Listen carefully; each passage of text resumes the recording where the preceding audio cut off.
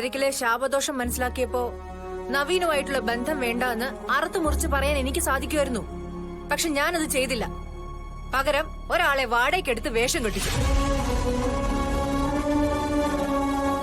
ഒരു വിവാഹത്തിന് വേണ്ടി ഇതുവരെ ഇത്തരം കാര്യങ്ങൾ ആരെങ്കിലും ചെയ്തിട്ടുണ്ടാവുമെന്ന് എനിക്ക് തോന്നുന്നില്ല. അത് മുഴുവനും കാണിച്ചു കൂട്ടി. എന്നിട്ടും എന്താ ഉണ്ടായത്? ഒരു സെക്യൂരിറ്റി ഇല്ലാതെ നിന്റെ ജീവിതം. ഒരു നിമിഷം പോലും നിന്റെ ഭർത്താവിന്റെ കൂടെ നീ സമാധാനമായിട്ട് ചെലവഴിച്ചിട്ടുണ്ടോ? ഉണ്ടോന്ന്? മറുവശത്ത് ആ കൃഷ്ണയുടെ കാര്യം എന്താ? എന്നോട് അവള് പറഞ്ഞെന്താന്നറിയോ? നവീൻ അവളുടെ കഴുത്തിൽ താലി കെട്ടിയതുകൊണ്ട് ഇനി ഒരു പുരുഷന്റെ താലിയും അവളുടെ കഴുത്തിൽ വീഴില്ലാന്ന്. അതിനർത്ഥം രണ്ടുപേരുടെയും ജീവിതം ഒരേപോലെ തകർത്തുന്നല്ലേ? മമ്മിയോട് അവൾ അങ്ങനെയൊക്കെ പറഞ്ഞോ? അടിച്ച് അവളുടെ കരണം പോകണം മമ്മി. നവീന്റെ താലിയെ കുറിച്ച് അവൾ ഇത്രയും വാചാലയായിട്ട് പറയേണ്ടതിന്റെ കാര്യം എന്താ?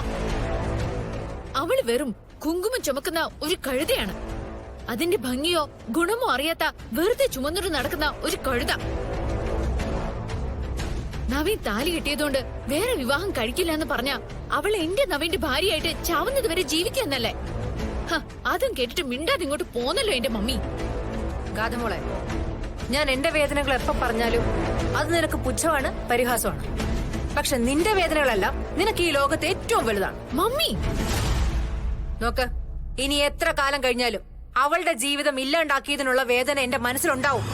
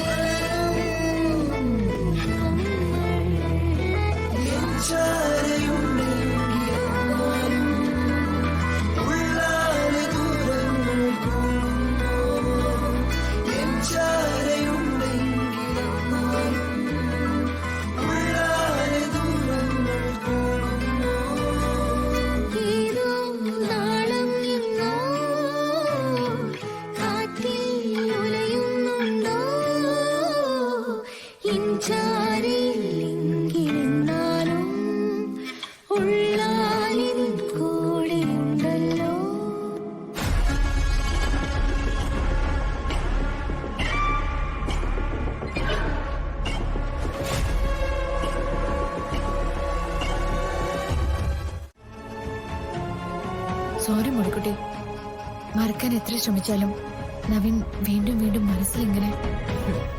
അതിനെ നിന്നെ ഞാൻ ഒരിക്കലും കുറ്റം പറയില്ല. അതങ്ങനെയാടി. നിനക്ക് നവീനോടുള്ള സ്നേഹത്തിന്റെ ആത്മാർത്ഥതയുടെ ഒക്കെ തെളിവായത്. അതെ, നമുക്ക് വേഗം പോവാം. രാജശേഖരൻ ചേട്ടന്റെ അടുത്ത് പെട്ടെന്ന് ടിക്കറ്റ് എത്തിക്കണം. ആയിക്കോട്ടെ. ഇനി എന്തായാലേ നീ മയങ്ങാൻ നിക്കണ്ട. മയങ്ങിക്കഴിഞ്ഞാലേ അതിന്റെ ബുദ്ധിമുട്ട് എനിക്കാ. അതെ, മയങ്ങരുതെന്നേ പറഞ്ഞുള്ളൂ. ഉണർന്നിരുന്ന് ഓർത്തോ കേട്ടോ.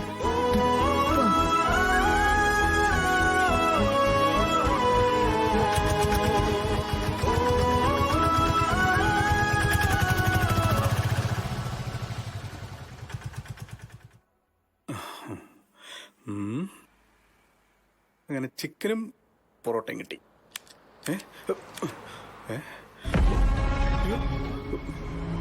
വണ്ടി ലോക്ക് കിട്ടി, സാറോട് പോയി. ശ്ശോ.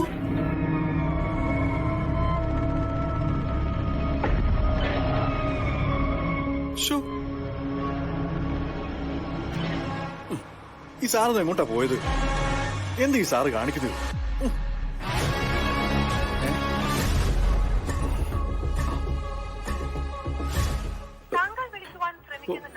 അയ്യോ, ചതിച്ചല്ലോ കർത്താവേ, സ്വിച്ച് ഓഫ് ആണല്ലോ.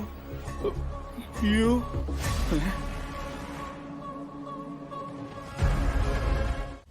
അത് എന്റെ അച്ഛന്റെ കേസാണ് സർ, അനിയൻ കുഞ്ഞ്. ഓ, ആ കേസാണോ? നിങ്ങൾ പണവുമായി എത്താമെന്ന് സാറിനോട് പറഞ്ഞിട്ടല്ലേ പോയത്? എന്നിട്ട് പിന്നെ കണ്ടില്ലല്ലോ. സാറത് മനസ്സിൽ നിന്ന് വിട്ടെന്നാ തോന്നുന്നു. അയ്യോ സർ, അങ്ങനെയൊന്നും പറയല്ലേ. ഞങ്ങള് കാശൊന്ന് റെഡിയാക്കാൻ വേണ്ടിട്ട്. എന്നിട്ടിപ്പോ റെഡിയായോ? ആ, റെഡിയായിട്ടുണ്ട്. 4 ദിവസം കഴിഞ്ഞാലേ ഞങ്ങള് പണമായിട്ട് അങ്ങോട്ടേക്ക് വരാം. വരുന്നതിന് മുന്നേ ഒന്ന് വിളിക്കാം. വരുന്നതിന് മുമ്പ് ഇങ്ങോട്ട് വിളിക്കുകയൊന്നും വേണ്ട. പണം കയ്യിലുണ്ടെങ്കിൽ വരാം. കേസ് സാറ് തന്നെ നടത്തിക്കോളും. അല്ലാതെ ഈ വഴിക്ക് വന്നു പോരുത്. എന്താടി? വല്ലാത്ത ആർത്തിയാ. പണം കയ്യിലുണ്ടെങ്കിൽ മാത്രം നേരിട്ട് അങ്ങോട്ട് ചെന്നോളാം. അല്ലാതെ ആ വഴിക്ക് അങ്ങോട്ട് ചെല്ലരുതെന്ന്. എന്ത് ചെയ്യാനാ? അയാള് എന്തോ ഒരു കുഴപ്പം പോലെ എനിക്ക് തോന്നുന്നു. കേസ് ജയിക്കാൻ കഴിവുള്ള വക്കീല, അതാ നമുക്ക് പ്രധാനം. വേറൊന്നും ഇപ്പൊ നമ്മൾ ആലോചിക്കണ്ട.